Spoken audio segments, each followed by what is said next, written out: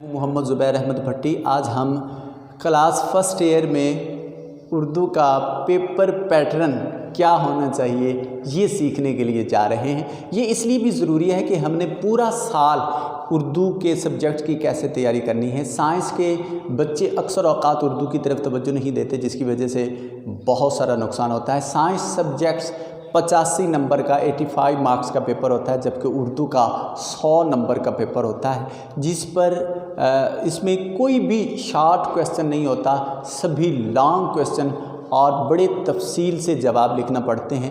FSC میں یہی وجہ ہے کہ بچے اس کو عام سمجھ کر تیاری نہیں کرتے اور اپنا میرٹ گرا دیتے ہیں۔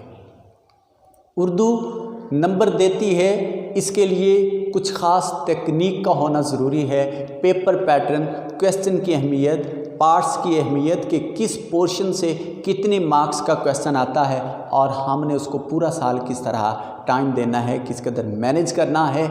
پیپر کے دوران بیٹھ کر ہم نے کس طرح کے میٹیریل کو ریلیونٹ کرنا ہے، کس طرح کے میٹیریل کو ارریلیونٹ قرار دینا ہے، کس سوال کو کتنے ٹائم میں سم اپ کرنا ہے اور اس کی لینتھ کتنی ہونی چاہیے، اس میں حوالہ جات کتنے ہونے چاہیے۔ یہ ساری باتیں ہم اس کے بعد ایک اور لیکچر ہے کہ پیپر حل کیسے کریں، پیپر حل کرنے کا طریقہ کار کیا ہے، اس میں جا کے پڑھیں گے۔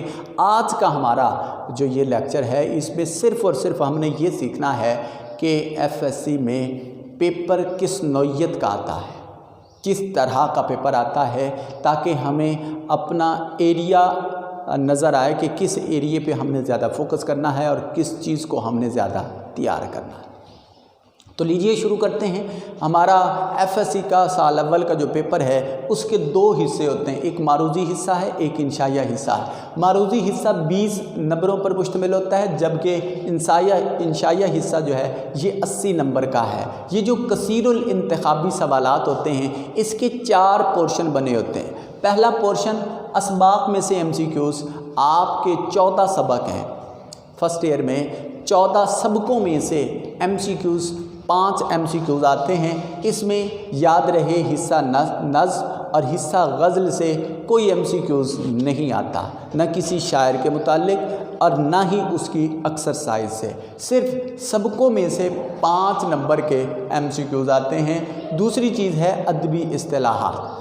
ادبی اصطلاحات میں 3 چیزیں ہیں، تلمیح ہے، تشبیہ ہے اور استعارہ ہے۔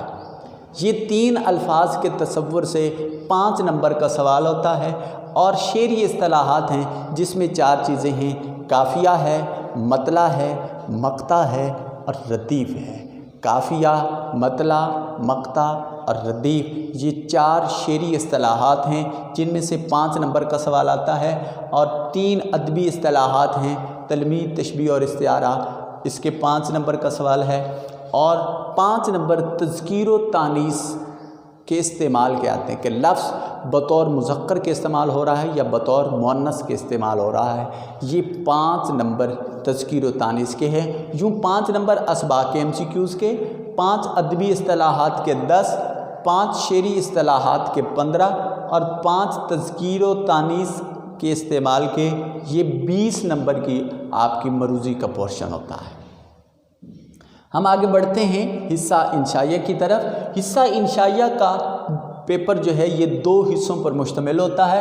پہلا حصہ جو ہے وہ حصہ اشعار ہیں، اور دوسرے حصے میں آپ کے نثر اور گرامر والا پورشن ہے، B پیپر جسے آپ قرار دیتے ہیں۔ پہلا حصہ انشائیہ کا پہلا حصہ سوال نمبر 2 کا الف جز جو ہے، یہ اس میں حصہ نظم سے اشعار کی تشریح کرنا ہوتی ہے۔ آپ کی فرسٹ ایئر کی جتنی نظمیں ہیں، ایک نظم کو منتخب کیا جائے گا اور اس نظم کے 2 اشعار پر مشتمل سوال دیا جائے گا۔ 10 نمبر کا یہ سوال ہوگا۔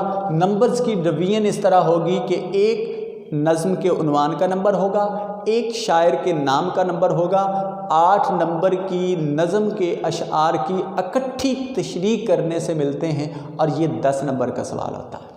اسی سوال نمبر 2 کا بے جز یا دوسرا حصہ جو ہے، وہ حصہ غزل سے اشعار کی تشریح پر مشتمل ہوگا۔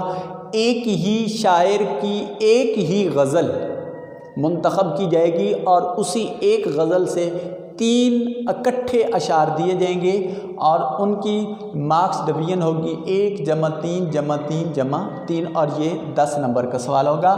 پھر یہ حصہ انشائیہ کا پہلا حصہ اختتام پذیر ہو جائے گا۔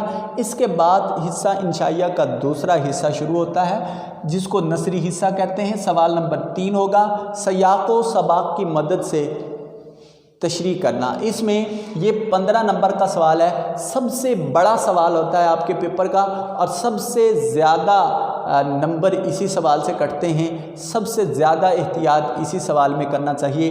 1 نمبر سبق کے عنوان کا ہوتا ہے، 1 نمبر جو ہے وہ مصنف کے نام کا ہوتا ہے، 3 نمبر سیاق و سباق لکھنے کے ہوتے ہیں اور 10 نمبر کی تشریح لکھنی ہوتی ہے۔ یہ کل ملا کر 15 نمبر کا سوال بنتا ہے۔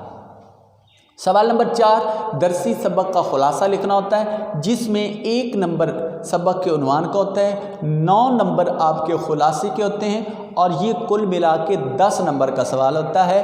5واں سوال درسی نظم کا خلاصہ جو 5 نمبر پر مشتمل ہے اور 6واں سوال جو ہوتا ہے یہ 3 چیزیں ہوتی ہیں اور ان 3 چیزوں میں سے ایگزامینر 2 چیزوں کو سلیکٹ کرتا ہے اور یہ سوال آپ کو دیتا ہے، یعنی یہ چوائس ہوتی ہے، اس میں انتخاب کرنا ہوتا ہے آپ کو مکالمہ نگاری، رداد نویسی اور روز نامچہ۔ ان تینوں میں سے وہ کوئی سی 2 چیزیں ملا کر سوال دے گا، مکالمہ نگاری ہے اس کے ساتھ رداد نویسی دے دے گا، یا مکالمہ نگاری ہے اس کے ساتھ روز نامچہ دے دے گا، تو اس طرح یہ 10 نمبر کا سوال ہوگا۔ سوال نمبر 7 یہ درخواست نویسی یا رسید نویسی ہے، ان دونوں میں سے وہ ایک چیز دیتا ہے، آپ نے درخواست لکھنی ہے یا رسید لکھنی ہے، وہ 10 نمبر کی ہوتی ہے۔ تلخیص نگاری ایک پیرا دیا ہوتا ہے، اس پیرے کو پڑھنے کے بعد اس کو سمجھنا ہوتا ہے اور اس کا تہائی حصہ نکال کر لکھنا ہوتا ہے، اس کو تلخیص نگاری کہتے ہیں اور یہ 10 نمبر کا 2 نمبر کے وہاں 2 عنوانات تجویز کرنا ہوتے ہیں اس کے ہیں اور 8 نمبر آپ کی ورکنگ جو آپ تلخیص کر رہے ہو، یہ 8 اور 2 کل ملا کے 10 نمبر، اور یہ یوں 8 سوالات آپ کے ٹوٹل پیپر میں ہوتے ہیں جس میں 1 سوال آپ کا معروضی ہے، 7 سوالات آپ کے انشائیہ ہیں، 20 نمبر کا معروضی کا سوال ہے اور 80 نمبر پر مشتمل آپ کا یہ انشائیہ پیپر ہے۔ یہ کل ملا کے 100 نمبر کا پیپر بنتا ہے۔ یاد رکھیے FSC کے پیپر میں ہمیں ہر طرح سے